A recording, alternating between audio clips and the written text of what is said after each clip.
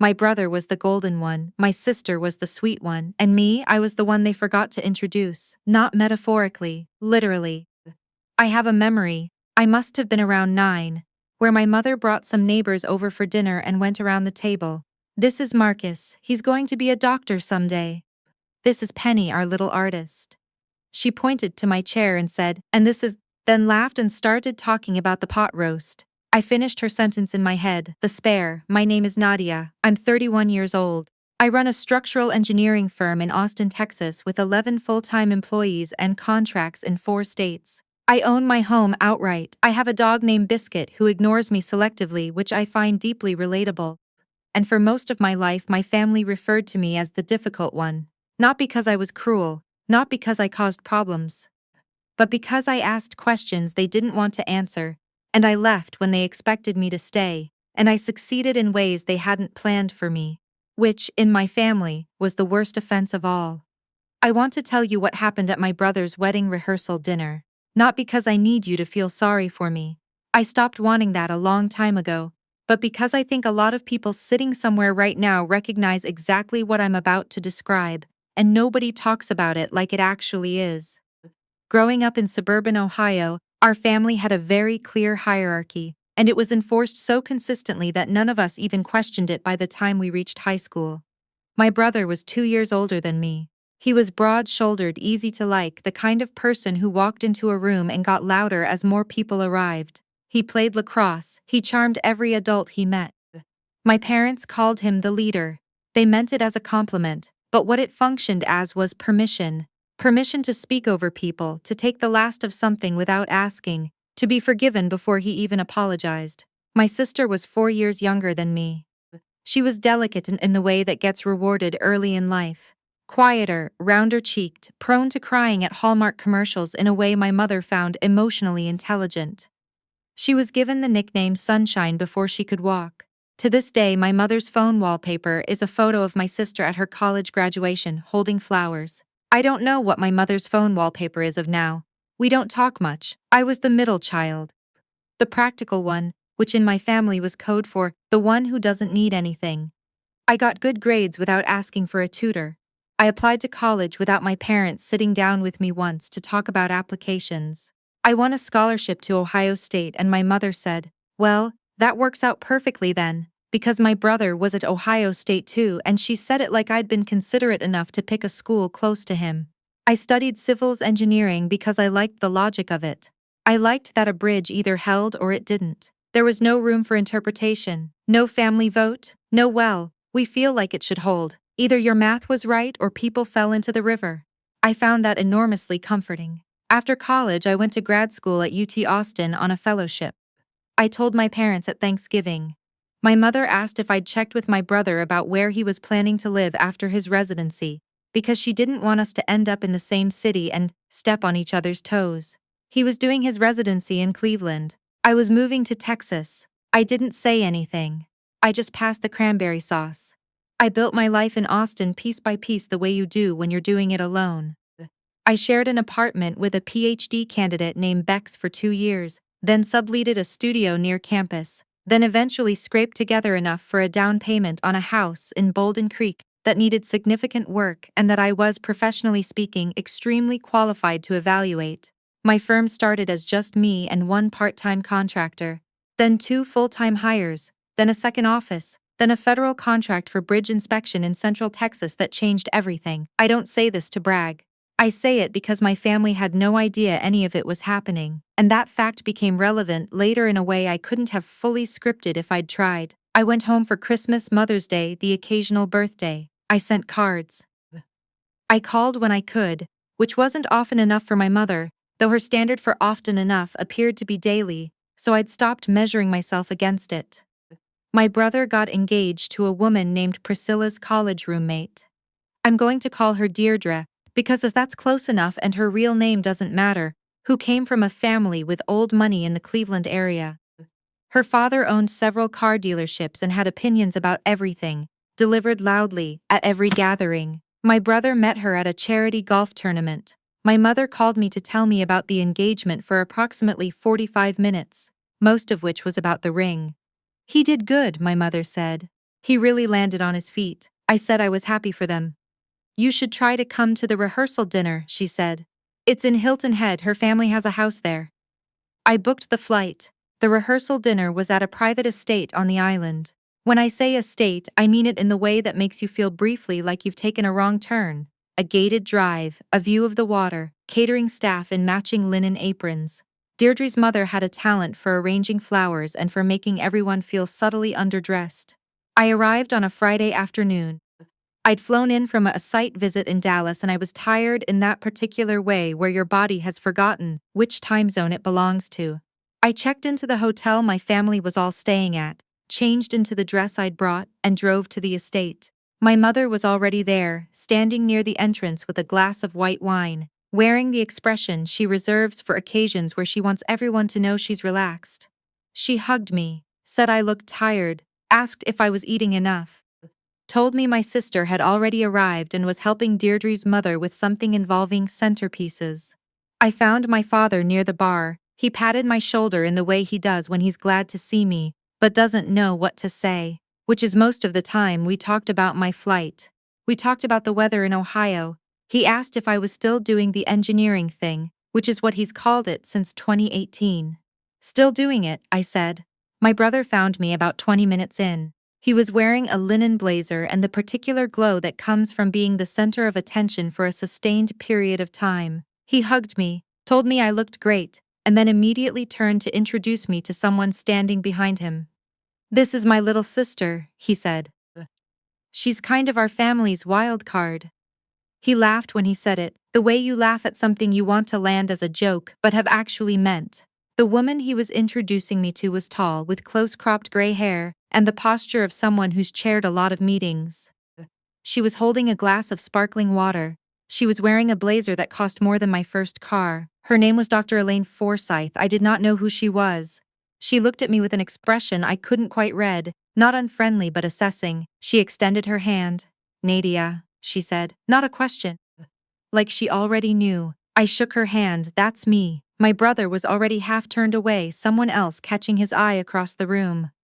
Elaine's a family friend, he said over his shoulder. She and Deirdre's dad go way back. Then he was gone. Dr. Forsythe looked at me for a moment. Then she said, I actually know your work. I thought I'd misheard her. I'm sorry, the Barton Creek Bridge assessment. Last spring. Your firm's report was the one that flagged the subsurface erosion issue before the county's inspection team caught it. I'm on the Regional Infrastructure Advisory Board. We referenced your findings in our policy review. I had a very strange few seconds where my brain tried to reconcile two things at once, that this woman knew about work I'd done, and that she was at my brother's rehearsal dinner. That was us, I said. I led that assessment. She nodded like I'd confirmed something. I thought so. The methodology was distinctive. She paused. Your brother just introduced you as the wild card. He did, I said. What does that mean in this family? I considered how to answer that. It means I didn't follow the expected path, which was? Stay close, marry someone local, not ask too many questions. She smiled at that, just slightly. The expected path is overrated, she said. I've been declining to follow it since 1987. Dinner was seated and formal.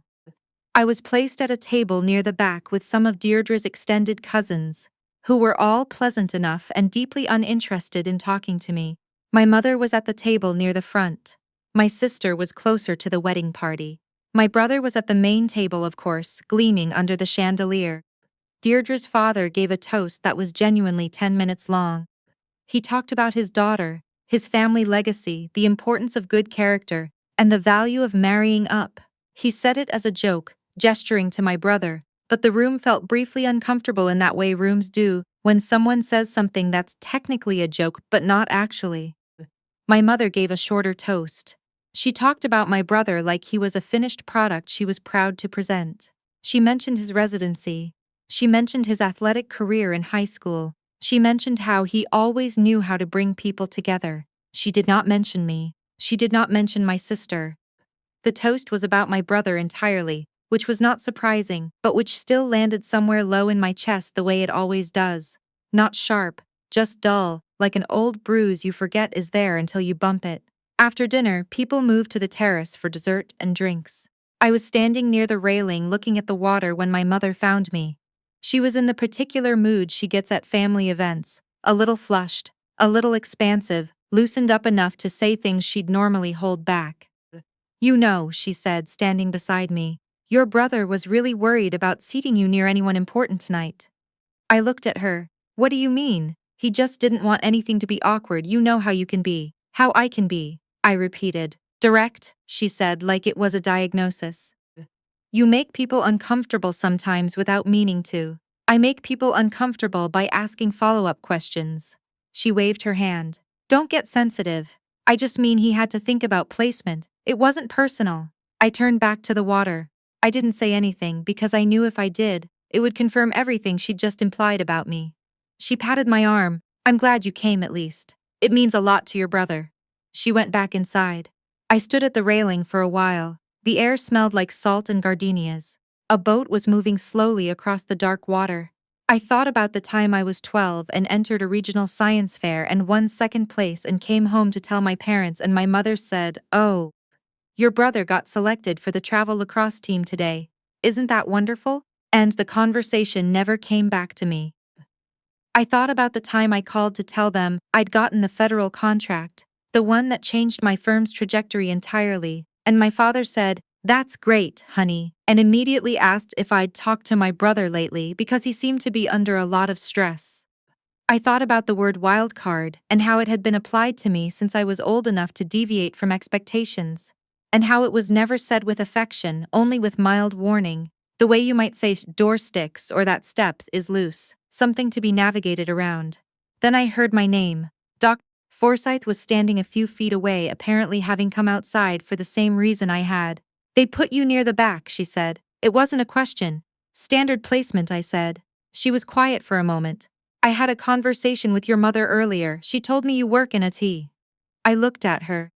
I technical support, she said, for a company in Austin. I took a breath. I understood, all at once, with a clarity that was almost physical, what was happening. Not malice, necessarily, but something that had been operating so long it had become invisible even to the people doing it.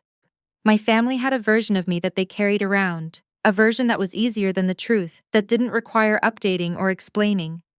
The wild card who moved away, who does something with computers, who's fine. What did you say? I asked. I said I'd heard differently, she said. She looked surprised.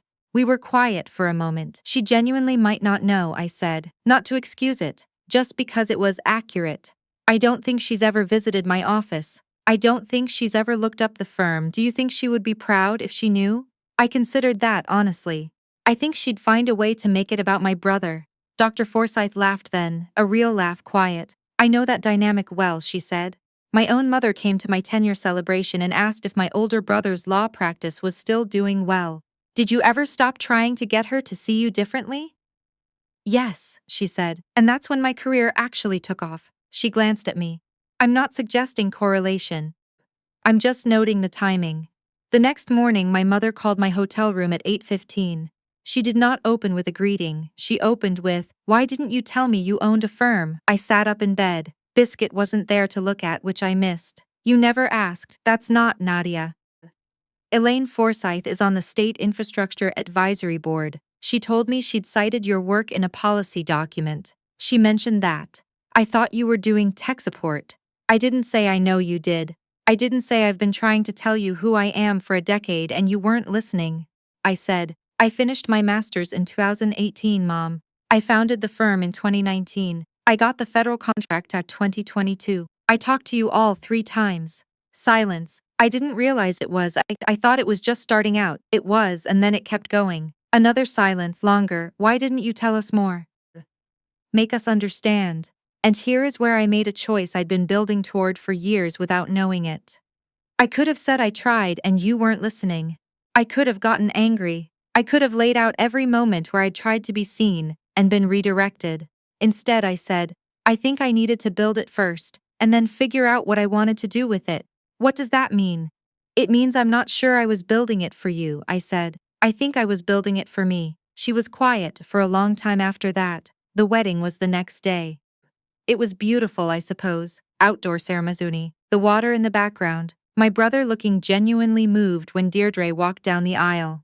I stood in the back because I wasn't in the wedding party. I watched my mother dab at her eyes. I watched my sister loop her arm through my father's. I watched my brother take Deirdre's hands and make promises in front of everyone he knew. I felt something. It wasn't bitterness, exactly. It was more like the feeling of standing outside a window, looking into a lighted room, not wanting what's inside, exactly, but aware of the glass. At the reception, Dr. Forsythe found me at the cocktail hour. I mentioned your firm to David Chen, she said, meaning, I assumed someone I didn't know. He's the director of the Texas Regional Planning Commission. They're starting a resilience infrastructure initiative next year. Large scale, federal and state co-funding. I looked at her. Are you serious? I don't make professional recommendations as social courtesy, she said. He'll reach out next week. I'd prepare a capabilities overview. I prepared one on the flight home. I finished it somewhere over Mississippi, and I sat back and looked at the clouds and I thought, this is what the last decade was for. David Chen did reach out. The capabilities meeting was in December. By February, we were named a primary contractor on a $42 million infrastructure resilience initiative across 3 Texas counties. It was the largest contract my firm had ever held. It meant 6 new hires and a second office and work that would matter in ways I could point to on a map. I called my parents to tell them, my mother answered. She was quiet when I explained the scope. Then she said, I'm proud of you, Nadia, I really am. I believed her.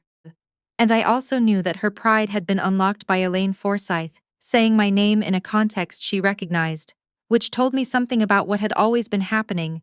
My family needed external validation to confirm what should have been visible all along. I wasn't angry about that. Not anymore. I had moved past the point where their recognition was the measurement I used. Thank you, I said. That means something. And it did. Just not in the way it would have meant to me at 12, sitting at the dinner table waiting to be seen. My brother texted me a few days after I told the family. He said, heard about the contract, that's huge. Proud of you, sis. I stared at the message for a while. I thought about wildcard, I thought about seating charts, I thought about the 10 minutes of toast that hadn't included my name. I wrote back, thanks, congrats again on the wedding. I put my phone down. Biscuit put his head on my knee. Outside my window, Austin was doing what it always does, loud and bright and completely indifferent to anything that happened before today. I got back to work. That's the thing nobody tells you about building something in the dark. You get very good at it. You learn to navigate without needing the lights on. And when the lights finally do come on, when someone like Elaine Forsythe says your name in a room full of people who thought they knew you, you realize you were never lost. You were just somewhere they hadn't thought to look.